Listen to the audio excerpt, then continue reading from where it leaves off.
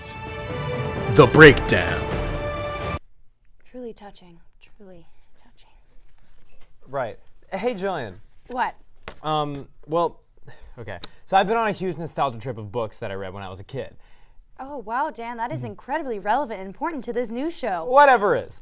So I just we'll show and tell today. So we got Goodnight Moon, we got Where the Wild Things Are, and of course the Berenstain Bears book series. And that's funny. What is it? No, there's just there's a misprint on this. See, it shows them as the Berenstain S.T.A.Y instead of the correct spelling, which is Stein or Steen S.T.E.I.N. This is kind of weird. Wait, what? Yeah, see. I mean, well, here, let me check. Wait, all of the ones that I have say S.T.A.I.N. All of them. I could have sworn that it was an E. I mean, I grew up with these books. Yeah, I have a working knowledge of the entirety of the human existence, and I am positive that it is spelled with an E. What is happening? Dan, are we seeing? I don't. Phoenix Fillmore, what are you doing here? Shouldn't you be on an assignment? Jillian, who is this strangely dressed man? This is Phoenix. We used to work together in sales, right, Phoenix? Jillian, I screwed up. Oh God, the Council of Time Travelers is gonna be after me. You gotta protect me. Counselor, what? What was your assignment? Stopping the Kennedy assassination, but I didn't do that. And I did something far worse. Well, I'm sorry. Stop the Kennedy assassination. Dan, your tiny mind wouldn't understand. What happened, Fiend? So it was a simple plan. I was gonna go to the grassy knoll, stop the second shooter, save the country from LBJ. What about the first shooter, though? Isn't that... You think Lee Harvey Oswald did anything? Sad. Anyways, continue.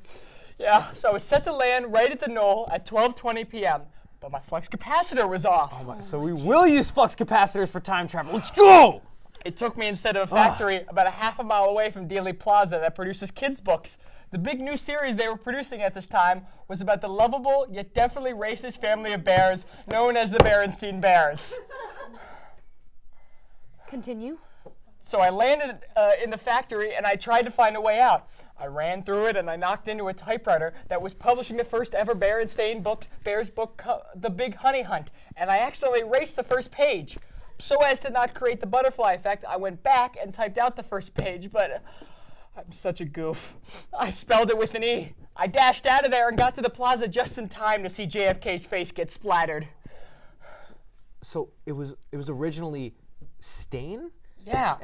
But the problem is I couldn't go back to fix my mistake because I couldn't see a past version of myself, disrupting the whole time-space continuum. So instead I went back to a period of time that everyone was way too high to remember anything. The 1980s. Great Scott. This is heavy. And I was able to change the spelling back to Stain and destroyed any copies of the book with the wrong spelling. And the live-action movie adaptation. There was a live-action movie? But it was too late. The seed had been planted in the human consciousness. The seed of S.T.E.I.N.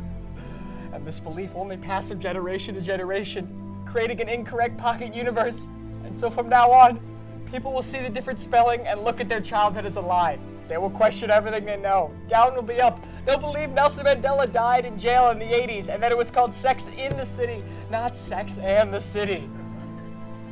I am guilty of a crime worse than I thought possible, and I must turn myself in. A crime has been committed!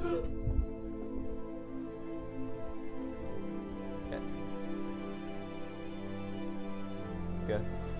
Cool. Everything I know is a lie. Was I even a time traveler? Or was I just dreaming it the whole time? The world may never know. Okay. Oh, man.